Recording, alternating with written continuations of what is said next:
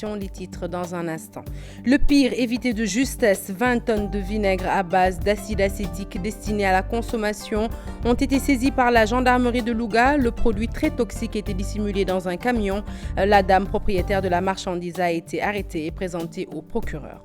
Poursuite annoncée de la traque des biens mal acquis, une procédure qui ne doit pas être sélective. Selon l'avocat de Bibo Bourgi, Maître Babacar Cissé a démenti l'information selon laquelle le tribunal arbitral de la Banque mondiale a tranché en faveur de l'État du Sénégal.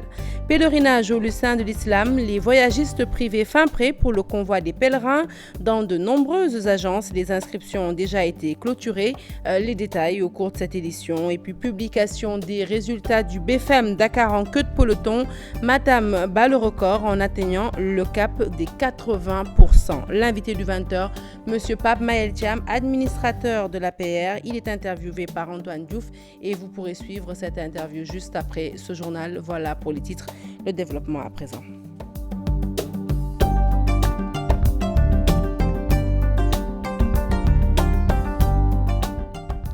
Rebonsoir à tous. Un journal que nous ouvrons tout de suite avec cette prouesse de la gendarmerie de Louga. Elle vient de mettre la main sur 20 tonnes de vinaigre fait à base d'acide acétique. Alors une solution corrosive dont les vapeurs peuvent provoquer des irritations. Le produit était dissimulé dans un camion de marchandises en provenance de Méré et en partance pour Matam. La dame, une commerçante, a été arrêtée et présentée au procureur Tchernofal. Cette marchandise en provenance de Méré dans la région de Thiès n'a pas pu arriver à destination. Il s'agit d'une quantité de 20 tonnes de vinaigre impropre à la consommation que les hommes du commandant Amar Diouf de la brigade de gendarmerie de Louga ont saisi dans la nuit du jeudi dernier. Les éléments de la brigade de gendarmerie de Louga, en poste de contrôle au croisement de Ngensar sur la route nationale numéro 2, ont procédé à la saisie de 20 tonnes de vinaigre impropre à la consommation. Ce produit était dissimulé dans un camion. Ce vinaigre est fabriqué à base d'acide acétique qui, selon le commandant de la compagnie de gendarmerie de Louga, est une substance nocive à la consommation. Vous devez savoir que l'acide acétique est un produit extrêmement dangereux et qui est formellement aussi prohibé. La division de la consommation et de la sécurité des transports et de la sécurité des consommateurs contactés a confirmé ce caractère nocif de ce vinaigre à base d'acide acétique qui constitue une menace pour la sécurité des populations. La principale mise en cause est une commerçante établie à Méré et qui s'adonnait à ce trafic depuis 2 ans. Cette dame est poursuivie pour fraude commerciale, sera mise à la disposition de M. le procureur de la République près du tribunal de grande instance de Louga aujourd'hui à 12h. Des perquisitions faites à la maison de la dame et de son fournisseur à Touba ont abouti à la découverte du matériel de fabrication de ce vinaigre et d'une tonne d'acide acétique. Alors, vous venez de le voir sur ces images, 20 tonnes de ce vinaigre dangereux ont été saisies, mais peut-être que certaines bouteilles sont en circulation sur de nombreux marchés du pays. Alors, nous appelons à la vigilance. Pour rappel, ce vinaigre s'appelle Yacine. Il contient une dose importante d'acide acétique, un produit très dangereux pour la santé. Élection du Haut Conseil des collectivités territoriales. L'heure est aux préparatifs dans de nombreux quartiers généraux. Au PDS, par exemple, l'essentiel de la coordination se fait à la base. C'est également le même constat au niveau de la coalition Bokk Gis Gis. Toutefois, l'administrateur de cette coalition PAPSEC ne semble accorder aucune importance à la tenue de ce scrutin prévu justement le 4 septembre prochain. Maïmouna Ndiaye. Scrutin du Haut Conseil des collectivités territoriales à l'ordre du jour. Au Parti démocratique sénégalais, les préparatifs, c'est d'abord à la base. Le PDS est un parti très structuré, il faut le savoir. Actuellement, les représentants sont choisis au niveau des départements. Tous les dossiers à fournir sont déjà rassemblés et nous voulons, s'il plaît à Dieu, déposer avant le 14 août. Le gros du travail se fait dans les départements. Comme ci département yi lañ koy tànn liggéey bi ci département yi la. La coalition Bokk Gis Gis, elle, adopte cette même coordination, même si elle situe les priorités ailleurs. waxtaan nañu ci xool nan lañ ci demee ak nan la ñu jàppee élection yooyu biñ ci waxtaanee xool également li nga xam ne moom mooy information yi nga xam moom la ñu suñu fédération yi au niveau des départements remonteel am ci ñoo xam te ni jàpp nañ ni ñoom am nañ ay chance pour bokk ci war ko mën gagner ci département yi nekk ñu ne nañ leen accompagner. defuñu ko une priorité parce que jàpp nañ ni au conseil am na lu ko gën a nekk priorité ci Sénégal dafa soxla leeral ci perte yi nga xam ni moom la Sénégal yi dem ci wàllu impôt yi ko kenn fayul ci perte yi nga xam moom la Sénégal yi di bàyyi ci seen xaalis muy dem ci ay loxoy doomu wàllu économie. Ousmane Tanor Dieng réfute toute allégation faisant état de sa nomination prochaine à la tête du Haut Conseil des collectivités territoriales. Le secrétaire général du Parti socialiste déclare ne pas être au courant d'une telle proposition. Néanmoins, il n'exclut pas de déposer sa candidature à l'élection de cette institution. Déclaration faite ce lundi lors d'une visite de courtoisie chez Aïda Sow Diarawara, maire de la commune de Golfe Sud. Le secrétaire général du Parti socialiste que nous écoutons au micro de Salif Sow et Asmalik Diop. C'est la presse qui dit que je suis présenté. Moi, jusqu'à présent, je ne suis pas au courant parce que je vais être candidat et maintenant, si je suis élu, le reste dépendra du président Macky Sall. Chaque chose en son temps. Maintenant, on s'occupe du Haut Conseil, après les législatives et enfin, on s'occupera des présidentielles. C'est normal qu'il y ait des problèmes. Ça, c'est des ambitions qui sont manifestées. Chacun veut occuper les sièges qui sont dévolus aux différents partis. Ça, c'est normal. Dans un premier temps que tous manifestent leur ambition, mais je suis sûr qu'on trouvera une formule. Et dans la plupart des cas, ils disent que maintenant, voilà ce que nous voulons, mais nous donnons carte blanche à Macky Sall pour que lui, il décide. Affaire Bibo Bourgi, son avocat maître Babacar Cissé dément l'information selon laquelle le tribunal arbitral de la Banque mondiale aurait tranché en faveur de l'État du Sénégal. Maître Babacar Cissé s'est également exprimé sur la poursuite annoncée par le garde des Sceaux de la traque des biens mal acquis. Il pense que la procédure ne doit pas être sélective. Le directeur exécutif d'Amnesty International, Seydi Gassama, pense en revanche que la poursuite de la traque des biens mal acquis ne doit se faire qu'après une réforme de la Cour de répression de l'enrichissement illicite. Fatima Ba Mohamedien les a rencontrés tous les deux. Reportage. La CREI doit être d'abord réformée avant toute poursuite de la traque des biens supposés mal acquis. Telle est la conviction de Seydi Gassama, maître Babacar Cissé, d'ajouter que cette traque ne doit pas être sélective. C'est que la reddition des comptes ou la traque ne saurait être sélective. D'abord, elle doit être faite dans le strict respect des droits des personnes poursuivies. Et en ce sens, nous avions demandé que la CREI soit réformée. Nous continuons à insister à ce que la CREI soit réformée, qu'on ne poursuive plus qui que ce soit avec la CREI telle qu'elle est aujourd'hui. Moi, je suis d'accord que toutes les personnes ciblées soient poursuivies. C'est ça la logique. Mais je ne suis pas aussi d'accord sur le fait qu'on se focalise sur un seul dossier. Le dossier Karim Wade. En ce qui concerne la décision rendue par le tribunal arbitral de la Banque mondiale, l'avocat de Bibo Bourgi prend le contre-pied de l'État du Sénégal. Le tribunal arbitral de la Banque mondiale n'a pas été saisi ni par Karim Wade, ni par Bibo Bourgi, ni par Pape Mamadou Pouy, ni par personne d'autre. A été saisi par des sociétés mères du groupe AHS. Et dans le cadre de cette procédure, le tribunal arbitral s'est déclaré incompétent. Le tribunal arbitral n'a pris aucune décision au fond. C'est-à-dire qu'il ne faut pas qu'on fasse de l'amalgame. Pour Seydi Gassama, l'État ne prend en compte une décision rendue par une juridiction internationale que quand celle-ci l'arrange. Parce que chaque fois qu'une décision est rendue contre eux, ils commencent par la dénoncer, par dénigrer l'organe qui l'a rendue, par dire qu'ils sont souverains. Mais chaque fois qu'une décision semble aller en leur faveur, ils commencent à applaudir et à jubiler. Je crois qu'un État qui se respecte ne doit pas avoir ce genre d'attitude.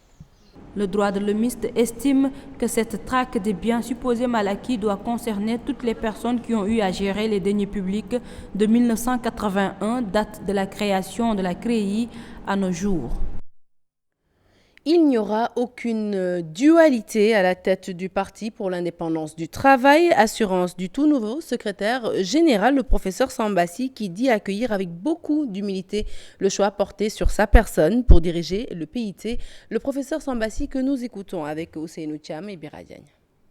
En réalité, le choix des camarades, c'est de me transmettre un témoin qui est passé des mains de Seydou Sissoko à celle d'Amath Dansokho avant d'atterrir entre celles de Magatte Thiam.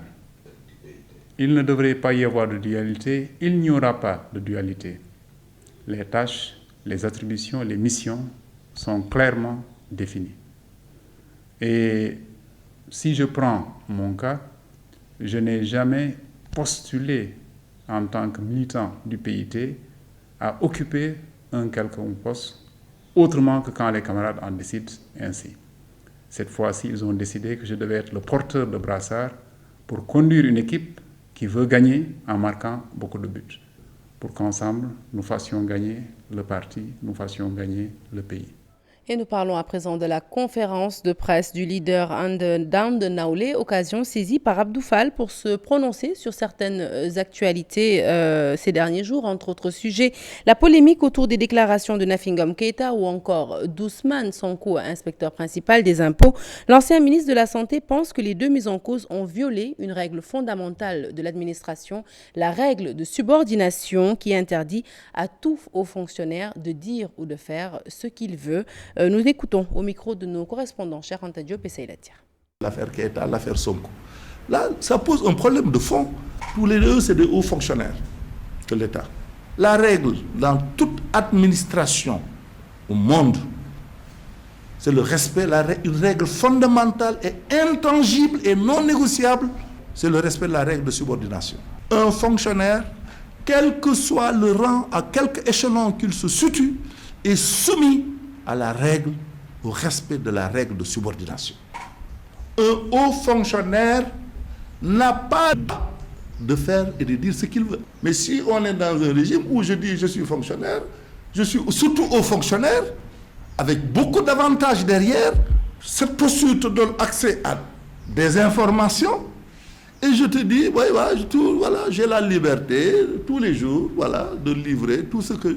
Ça n'existe dans aucun pays du monde. Donc quand on a la chance de profiter de ces postures, sous la seule base de la confiance du chef de l'État, le jour où on les perd, on doit avoir le sens, la dignité républicaine de garder une attitude de réserve. Parce qu'on ne peut pas... Non. Le pèlerinage à la Mecque, bien parti pour les voyagistes privés. Nombreuses sont les agences qui ont d'ailleurs déjà bouclé les inscriptions pour tous ceux qui veulent accomplir ce pilier de l'islam. Les premiers pèlerins pourraient être même convoyés à compter de ce 17 août, nous dit Mamadou Fall dans ce reportage. Pèlerinage 2016, les voyagistes prennent les devants. Si certains d'entre eux sont à 90% du bouclage, d'autres ont déjà terminé les inscriptions. Reste maintenant l'obtention des visas. Les bouclages des listes, c'est déjà fait. Peut-être à 99%, les gens ont bouclé. S'il reste quelques-uns, c'est des clients qui n'ont pas encore venu, qui sont déjà inscrits, mais qui n'ont pas venu. Yàlla def na fees de ñëw fi mu ne nii fi ñu toll nii ñoo ngi ci préparation pour yóbbu visa yi passeport yi ñu defal leen visa. Pour cette fois, l'État a mis les bouchées doubles pour une bonne organisation du Hajj. L'étape de Dakar, c'est l'étape du gouvernement, de notre État, son soutien aux populations du Sénégal, aux futurs pèlerins. C'est-à-dire c'est l'État qui a organisé l'étape de Dakar, qui a amené ses médecins, sa police, la police, les agents des affaires étrangères. Ren li am ren mosul am benn délégation bi fi indi ñu baax lañu ñu am yëg lañu fi ay nit. Certains voyagistes privés comptent même convoyer leurs premiers pèlerins le 19 août en toute quiétude. Ñun le 17 mooy suñu premier vol am nañu ujaaj yu dem le 17 mais ñun groupe bi ñoo ngi dem le 26 août. Je crois bien que les gens vont commencer à partir du 19 plus tard du moins.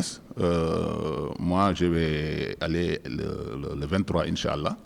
Malgré cet optimisme, il est toujours bon de rappeler certains à l'ordre. Ñun ñi nga xam ñoo yóbbu ujaaj yi nañu am yërmande am yar xam ne bu dul woon ñoom ñun duñu doon dara ay nit nag soo leen jëlee yóbbu leen lii dëgg mooy nga jàppale leen taxaw. La majeure partie des voyagistes privés rencontrés rassurent les pèlerins. Selon eux, cette année-ci sera différente des autres. 41e édition du Magal des Deux Rakas de Serigne Touba Mbacké à Saint-Louis, célébrée le 5 septembre prochain. Autorités locales et membres du Kourel se sont réunis autour d'un CRD, un comité régional de développement. La capitale du Nord attend des millions de personnes et l'aspect sécuritaire sera bien pris en compte. D'après les autorités, tous les sites seront sécurisés avant, pendant et après le Magal. C'est un compte rendu de nos correspondants à Saint-Louis, Ousseynou Diop et Habib Seck. La réunion du comité régional de développement de Saint-Louis pour les préparatifs du Magal des Deux Rakas de Serigne Touba Mbacké Khadim Rassoul a duré 3 tours d'horloge. Le gouverneur de la région de Saint-Louis a présidé la rencontre. Les autorités locales et le Kourel ont abordé plusieurs points lors de cette rencontre. Les deux parties ont pris des engagements pour la réussite de l'événement religieux. Nous venons de décider de prendre une décision qui s'imposait depuis le début, n'est-ce pas, du Magal des Rakas. Rendre hommage de façon nationale à Cheikh Al-Khadim le 5 septembre. La question sécuritaire est bien prise en compte. L'autorité régionale a promis de mobiliser ses hommes. Les différents sites seront aussi sécurisés. Et ensemble, nous allons travailler sur la question sécuritaire pour que la couverture soit bonne et acceptable par rapport donc à l'événement et par rapport aux différents sites qui sont éparpillés dans tout Saint-Louis. Le 5 septembre 2016 coïncide avec le premier lundi du mois de septembre. La nation va aussi rendre un vibrant hommage à Serigne Touba Mbacké Khadim Rassoul à l'occasion de la cérémonie de levée des couleurs à la gouverneure de Saint-Louis. Nous venons de décider de prendre une décision qui s'imposait depuis le début, n'est-ce pas, du Magal des Rakas, rendre hommage de façon nationale à Cheikh Al-Khadim le 5 septembre. Pour la 41e édition du Magal des Deux Rakas, l'œuvre de Serigne Touba Mbacké Khadim Rassoul sera perpétuée. Serigne Abdou Hakim Mbacké est le parrain de l'édition 2016. La région de Thiès lutte contre le vol de bétail et les maladies qui affectent les chevaux. Un programme test vient d'être lancé dans le département de Tivaouane, la commune de Chériflo. Pour être plus précise, des puces électroniques sont introduites dans le corps des bêtes pour une identification. Ce procédé très original a été bien apprécié par les éleveurs. C'est une initiative du ministère de l'Élevage et de ses partenaires étrangers. Reportage signé Cheikh Anta Diop et Saïla Tire. Désormais, il n'est plus possible de voler un cheval sans être localisé, même au-delà de nos frontières. Ces puces électroniques introduites dans le corps de l'animal sont source d'identification. Une initiative de la direction du développement des équidés du ministère de l'Élevage. C'est d'abord des techniques que nous utilisons pour reconnaître un animal en tout lieu et en tout temps. Donc ce travail, nous le faisons avec le livret sanitaire et signalétique du cheval, où tout ce qui est description des caractéristiques physiques du cheval sont d'abord inscrits. Ces techniques sont l'identification à travers la puce électronique, qui est là, cet élément-là, et ensuite le typage ADN. Un projet qui contribue considérablement à la lutte contre le vol de bétail, une première au Sénégal. Un cheval identifié partout où il part, on est en mesure de savoir à qui cet animal appartient. Même au-delà de nos frontières. C'est-à-dire que l'animal, même s'il est en Mauritanie, on est en mesure de dire qu'il vient du Sénégal. L'identification électronique va nous permettre également de lutter et de mieux gérer les épidémies animales. Chériflo, une commune située à 5 km de Tivaouane, c'est ici que les premiers actes ont été posés par des partenaires initiateurs du projet. Le numéro qui est dans la puce est un numéro unique, c'est-à-dire unique au niveau mondial. Dans n'importe quel pays du monde, on ne retrouvera pas le numéro qui est marqué dans cette puce-là de cet animal. Voilà. L'idée, c'est vraiment de lutter pour une meilleure traçabilité des animaux, des chevaux. On a également d'autres projets dans d'autres espèces, mais sur les chevaux, c'est important de lutter contre le vol de bétail et une meilleure traçabilité des animaux. Le cheval étant un animal noble, il est du devoir du ministère de l'Élevage de prendre à bras-le-corps les problèmes vitaux des chevaux. Les éleveurs souhaitent que ce programme fasse tache d'huile au niveau de toutes les régions du pays. Et de Thiès, nous retournons dans la banlieue dakaroise pour parler de cette alerte du maire de la commune de Médina Gounass. Selon lui, le risque d'inondation au sein de sa commune est réel, malgré l'interpellation du chef de l'État sur la question. Eh bien, le curage des bassins tarde à se faire, la construction de canaux secondaires aussi. Les propos de Beyliba sont recueillis par Salif Sow et As Malik Diop. C'était à l'occasion de la finale de la Coupe du Maire, remportée d'ailleurs par Walidan, 1-0 face à Magadan. Je dis d'abord à l'État de faire son travail en ce qui concerne les inondations. Parce qu'il y a un risque d'inondation à Médégounas. Cette année, s'il pleut, il y aura inondation. Les bassins ne sont pas touchés. Je l'ai dit au président, je l'ai dit au PM. Donc, j'appelle aux jeunes, aux ASC, d'accompagner des sinistrés, d'être au veille, de venir toujours à côté de ces gens-là. S'il y a pluie, que les ASC s'organisent, portent même leur maillot, descendent sur le terrain avec nous pour qu'on puisse soulager et aider et appuyer cette population. Ce n'est pas là le problème, parce qu'on remercie vraiment le président Macky Sall. Il a fait un bon travail parce que la population gounasse est soulagée. Mais le problème, c'est qu'au niveau du bassin, le canal, actuellement, il y a beaucoup de sable. Parce que le trop-plein du bassin va retourner au niveau des quartiers. C'est ça le danger. Mais s'ils viennent, s'ils décrètent, s'ils creusent encore le bassin, là, il n'y aura pas de problème. Mais si le bassin est laissé comme ça, s'il pleut, on aura vraiment de sérieux problèmes. Parlons à présent de ces divergences au sein du syndicat des transporteurs routiers. En conférence de presse, le syndicat national des transporteurs routiers a tenu à se démarquer de la grève annoncée par les transporteurs le 17 août prochain. Fallou Samb estime que ce combat n'est pas le sien, il n'est pas non plus celui des chauffeurs, encore moins des receveurs et contrôleurs. Je vous le propose de l'écouter au micro d'Ousseynou Cham et Béra Diagne. Ce que nous avons constaté, il y a 4 nouveaux points qu'on a inséré dans cette plateforme. Et nous ne sommes pas d'accord avec eux sur le principe, sur la forme et sur le fond de ces revendications.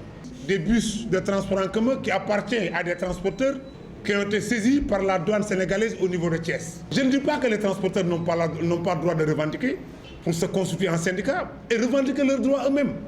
Nous ne contestons pas l'idée ou le principe de revendiquer leurs droits. Ce que nous contestons, c'est que nous n'avons pas, nous les chauffeurs, on ne doit pas se mettre à la place des transporteurs pour contester à leur place. On ne peut pas, nous les chauffeurs, revendiquer pour nous et aller se battre contre l'État pour se batailler pour les transporteurs. C'est ça que nous avons dit non.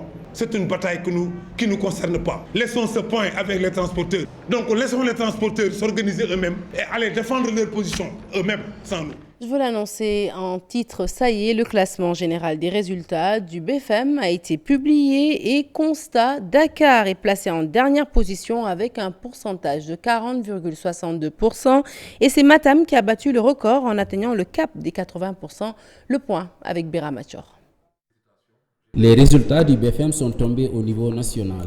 Si les régions de l'intérieur enregistrent de bons résultats, tel n'a pas été le cas dans la capitale Dakar. Les premières tendances que nous avons senties sont que Dakar est en dernière position. Il faut dire que les résultats du BFM de 2016 ont été selon nous des résultats médiocres.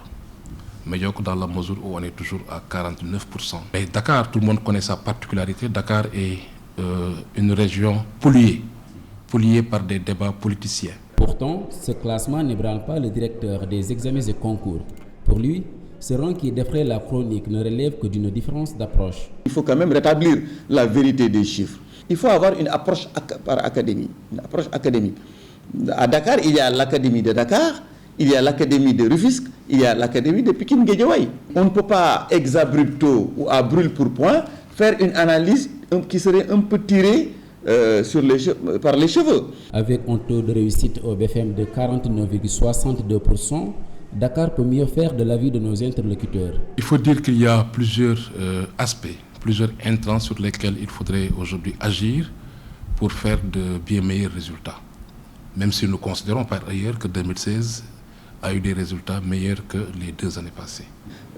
Nous pensons que avec le travail considérable qu'on est en train de faire, avec les mesures importantes que M. le ministre de l'Éducation nationale a prises, notamment dans l'amélioration de ratios professeurs, élèves et tout ça, je pense que on finira par avoir des résultats très satisfaisants. Des concertations avec les syndicats d'enseignants sont prévues pendant les vacances scolaires.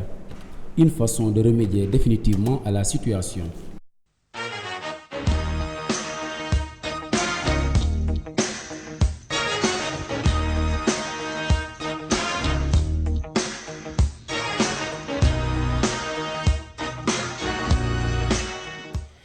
Bienvenue dans la page des sports que nous ouvrons avec du basket. Et puis, sachez que des anciens basketteurs africains de haut niveau et des entraîneurs d'équipe de la NBA sont actuellement en visite au Sénégal. Alors, objectif, suivre la progression des jeunes dans la discipline, une manière, selon ces professionnels, de booster le potentiel africain. Des camps d'entraînement vont être organisés et 6 pays africains bénéficieront de leur expertise.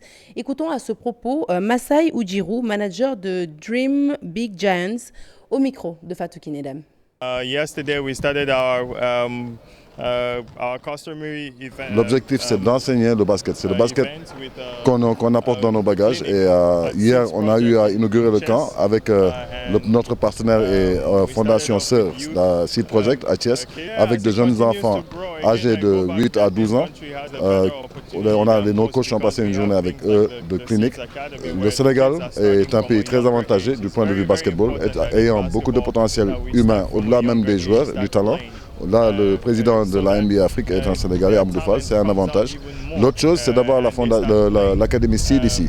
Parce que dans les autres pays, l'Académie Seed au Sénégal fait une grande différence dans la formation parce que les jeunes commencent à très bas âge, avec une formation et avec une expertise confirmée des coachs de la NBA qui viennent aider. Beaucoup de gens comme ça qui viennent soutenir l'action de Seed ici sur le terrain. C'est un avantage pour un meilleur futur pour le basketball sénégalais en général. À présent, nous parlons des Jeux Olympiques de Rio. Encore un Sénégalais éliminé dès son entrée en 16e de finale. L'escrimeur Alexandre Bozaïd a été battu par le Hongrois Gabor Bosco 15-9 cet après-midi en épée individuelle. L'expérience du Hongrois médaillé olympique en 2004 a eu raison d'Alexandre Bozaïd qui s'est pourtant bien battu. Focus à présent sur ce Sénégalais Chérif Younous Samba qui évolue dans l'équipe du beach volley du Qatar. Il n'a pas renié le drapeau de sa chère terre natale, le Sénégal, mais il vit sa passion de jeunesse. Vu la situation du beach volley au Sénégal qui n'est pas des plus reluisantes, eh bien, il a tout simplement préféré aller tenter sa chance ailleurs. Une aventure presque réussie, nous disent nos envoyés spéciaux sur place. Chérif Younous Samba avec Babacar Ndaoufay. J'ai débuté ma carrière à Djamalai à l'âge de 8 ans. Je pratiquais cette discipline sportive pendant les vacances. J'ai continué jusqu'à l'âge de 18 ans. C'est après cela qu'on m'a proposé de venir à Doha et j'ai accepté, tout en croyant que mes chances étaient ici. Je suis venu pour accomplir mes rêves. Si j'étais resté au Brésil, je n'aurais jamais cette opportunité. Au Sénégal, nous avions des problèmes de financement. Et c'est une discipline méconnue des Sénégalais. Je rends grâce à Dieu, puisqu'aujourd'hui, je suis là. Je participe aux Jeux Olympiques de Rio 2016. 5 ans après, je suis aux Jeux Olympiques 2016. Retour chez nous pour parler foot. L'US Gorée a l'ambition de passer le premier tour en Ligue des Champions la saison prochaine. Selon Maître Augustin Senghor, président du club, avec l'autre représentant en Afrique, NGB, il compte relever le défi de l'intégration de la phase des poules si ces deux clubs gardent leur ossature et parviennent à se renforcer. Nous écoutons Maître Augustin Senghor. Ses propos sont recueillis par Cher Sadibou Diarra et Massaya Ndiaye. Nous avons aujourd'hui la Ligue des Champions qui se prépare. Et c'est un autre défi qui n'est pas qu'un défi des Goréens, c'est un défi de tous les clubs sénégalais. Aujourd'hui, beaucoup d'indicateurs sont au vert pour notre football. Mais là où le bas blesse, il faut aussi poser le doigt dessus. On le sait, on n'arrive pas à percer en compétition de club. C'est une lourde mission sous les frêles épaules de l'US Gorée. Mais on va essayer de tout faire. Avec Niary Tally, bien entendu. D'ailleurs, on a commencé les discussions avec le président de Niary Tally et avec la fédération et la Ligue pour voir comment accompagner ces équipes-là pour avoir quand même la possibilité de faire au moins plus qu'un tour et nous en aller. Pourquoi pas viser carrément les groupes, parce qu'on sait que désormais, au lieu de 8 équipes qui vont aller dans les phases de groupe, ce seront 16. Et je pense qu'à ce jeu, si nous arrivons à stabiliser nos groupes, nos équipes et à nous renforcer, le Sénégal devrait avoir son mot à dire. Chose promise, chose due. Le ministre conseiller Youssou Ndour a offert des lots d'équipement aux ASC de la commune de Joal Fadiouth. La star planétaire ne compte pas s'en arrêter là selon la délégation qu'il a représentée. Cette délégation a réaffirmé l'engagement du leader du Super Étoile à rendre la commune de Joal Fadiouth émergente. Le représentant du maire et le coordonnateur des ASC qui ont procédé à la réception de ces dons ont naturellement salué l'initiative. Aïssatou Paye. Lors du cinquantenaire de la commune de Joal Fadiouth, promesse avait été faite par le ministre conseiller Youssou Ndour, doter les associations sportives et culturelles de lots d'équipements sportifs, chose faite. 24 ASC ont été équipés. Tous les engagements pris lors de cette audience seront respectés. Il nous a commis aujourd'hui, avec cette forte délégation composée de plus hauts responsables de FEC et Moussi Bolé, pour parler à ces populations qu'il aime tant. Leur dire, voilà, je vous avais promis un financement pour les femmes. J'ai mis 1 million de francs CFA dans un compte ouvert dans une banque de la place. Il vous appartient à vous, femmes de Joal, d'en définir les critères.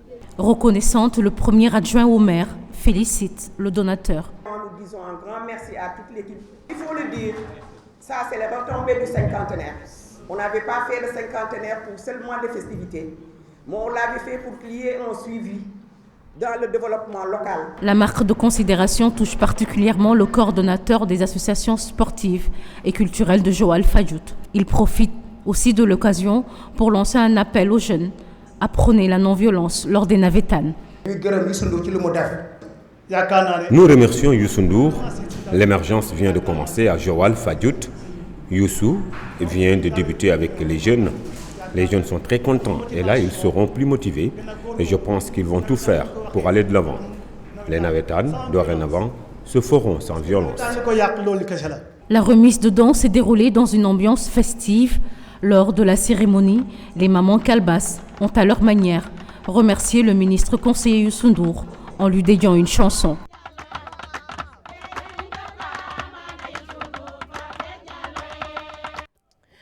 Voilà qui met un terme à cette édition que j'ai été ravie de vous avoir présenté. Prochain rendez-vous de l'information, le tout en images à 0h, l'info qui continue sur votre site www.igfm.sn. Et tout de suite, je m'en vais passer.